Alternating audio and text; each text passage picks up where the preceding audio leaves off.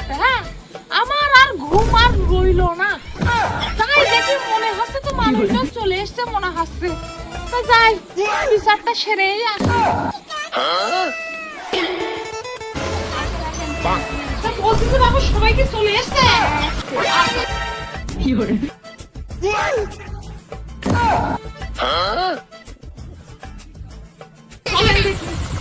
তাহলে বিচারটা শুরু করাই যাক।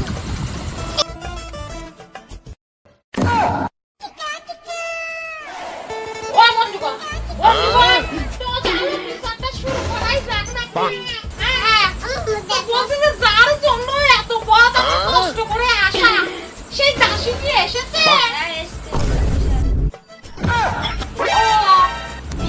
তা দাসী,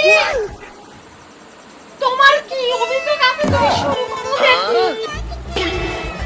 চেয়ারম্যান আমার বিচারটা কইরা দিন। আজকে শুনছি পশ্চিমে গিয়া পূর্ব দিকে উঠবে, এমন এক কাণ্ড হইছে। বলবো কি আর চেয়ারম্যান সাহেব, করিমের পুরা রহিম বাজারে গিয়ে চিল্লায়া বেরিয়েছে। এটাকে মহা দলিল, সাদা মনের মানুষকে কয় দলিল। তো বাবু রহিম, তুমি কি কিছু কইবা? তুই দেখ, আমার একটা কথা শোনা, ওই দাসী শুধু আমার নামে মিথ্যা অপরাধ দিচ্ছে। আরে দাসী, করিমের পোলা তো কোনো দোষ করে না। সে বলেছে মহাজলিল, জলিল না। ওই একই তো কথা হলো চেয়ারম্যান সাহেব, জটিলই হোক আর জলিলই হোক তো একটাই। এখন কথা হইতেছে গতকাল আমি তার ক্ষেত থেকে মাত্র 2 টাকা তাও চুরি কইরা না গাছের দিকে চাইলাম, আড়াল দুইটার দিকে চাইলাম, মিটমিট কইরা হাসলো।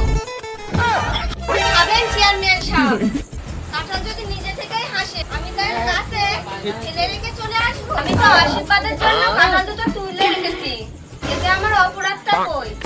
এ দাসী, অন্যের গাছের কাঁঠাল না বলিয়া নিলে তো চুরির অপরাধী হবে নাকি? হায় রে দুনিয়া, এবার ফুলরাতে গিয়ে আমি হইলাম চোর।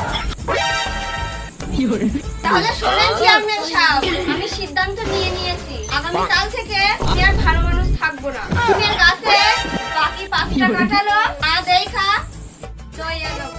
কোন আইনের ধারা আমাকে আটকায়?